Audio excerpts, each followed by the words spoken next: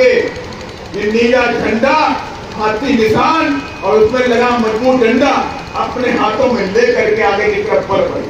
जितनी जल्दी हो सके ये संविधान जिंदा है तब तक आपके अधिकार जिंदा रहेंगे और ऊपर बैठी सरकारें हमारे संविधान पे हमला करना चाहती है। और अभी हम संविधान की बात कर रहे हैं, मेरे हाथ में ये संविधान, बाबा साहब ने संविधान लिखा और इस संविधान के अंदर आर्टिकल 38 और आर्टिकल 39 इस सब 38 और 39 के अंदर जो हमारी आय है उस आय के बारे में लिखा कि कोई भी असमानता नहीं होनी चाहिए, कोई भी अमीरी गरीबी नहीं होनी चाहिए, हर घर में खुशहाली होनी चाहिए, हर घर में 2 वक्त की रोटी होनी चाहिए, हर घर में शिक्षा होनी चाहिए, हर घर में नौकरी होनी चाहिए। यही तो सारी बातें इसमें लिखी नहीं लिखी है। आर्टिकल 15 आपने मूवी देखी होगी, एक पिक्चर आई थी आर्टिकल 15, देखी नहीं देखी? कितने लोगों ने देखी थी आर्टिकल 15?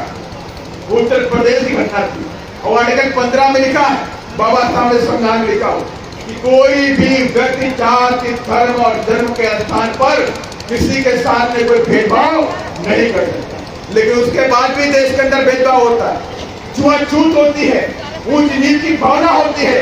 अगर संविधान में लिखा है, देश संविधान पे चलता है, प्रधानमंत्री संविधान पे चलता है, सुप्रीम कोर्ट संविधान पे चलता है, मुख्यमंत्री संविधान पे चलता है, तो यकीन इस संविधान के अंदर लिखी बातें इस सरकार क्यों लागू नहीं करती, क्यों लागू नहीं करती है?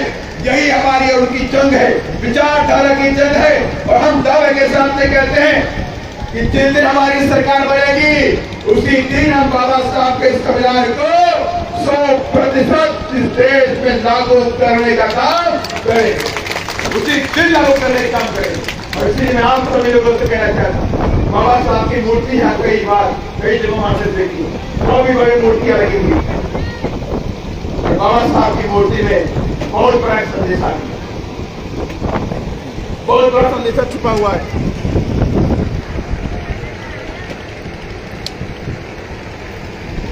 बाबा साहब की मूर्ति में बाएं हाथ में संविधान होता है, बाएं हाथ में संविधान और दाहिने हाथ में उंगलियों का इशारा होता है। और बाएं हाथ का संविधान के मतलब है, बाबा साहब ने कहा कि मेरे बच्चों, जब तक तुम्हारे शरीर में खून का आखिरी कतरा है तब तक आप अपने संविधान की रक्षा करनी होगी। ये बात किसने बोली? बाबा साहब ने बोली। और दूसरी बात बाबा साहब ने बोली कि मेरे बच्चों, जाओ उस शक्ति के मंदिर में कब्जा कर लो। और शक्ति के मंदिर वाले क्या है? पार्लियामेंट। कहा जाओ मेरे बच्चों, उस पार्लियामेंट पे कब्जा कर लो अपने वोट से। और जिस दिन आप उस पार्लियामेंट पे कब्जा कर लोगे उसी दिन आपके जीवन के सारे दुख और तकलीफें हमेशा हमेशा के लिए खत्म हो जाए। ये बात बाबा साहब का सपना, ये बात बाबा साहब की लगी मूर्ति बोलती। और इसी बात को पूरा करने के लिए बहुजन समाज पार्टी ये नीला कफन बांध के हमारे कार्यकर्ता गांव गांव में जाते हैं और एक कसम खाते हैं, हम बाबा साहब के संविधान को और बाबा साहब के सपनों को 2023 में छत्तीसगढ़ में और 2024 में देश की गद्दी पर माननीय बहन जी को बैठा करके पूरा करने का काम पूरी ताकत के साथ में करेंगे सर। और यही बात मैं आप सबके बीच में करने के लिए आया, यही बात, यही संदेशा जो हमारे बहन जी ने मुझे दिया था कि फिल्म के सीट इस बार बीएसपी के खाते में जानी चाहिए।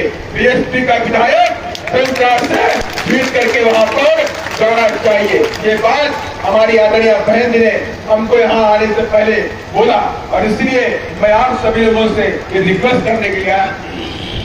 और एक नारा मैं आपके सबके सामने बोलूंगा, ये नारा हमारा नहीं है, ये नारा माननीय श्रीकांत राम साहब ने बनाया, जिसके बारे में अभी बताया कि वोट हमारा राज तुम्हारा नहीं चलेगा, नहीं चलेगा। ये बात कितने लोग जानते हैं? ये बात कितने लोग जानते हैं? ये वोट हमारा राज तुम्हारा, और उसके बाद ही हमें वोट मिलता है राजा। ये सारे लोग जानते हैं कि वोट हमारा राज तुम्हारा नहीं चलेगा, नहीं चलेगा। और वोट कितना मिलता है? राजा। अगर ये सारे लोग इस बात को जानते हो तो वोट 13 नहीं 93,000 मिलना चाहिए। 13 नहीं 93,000। इसके बारे में डिटेल में बात करता हूँ। माननीय श्रीकांत राम साहब ने नारा दिया कि वोट हमारा राज तुम्हारा नहीं चलेगा, नहीं चलेगा। इसके पीछे कहानी क्या? इसके पीछे कहानी ये थी कि जो लोग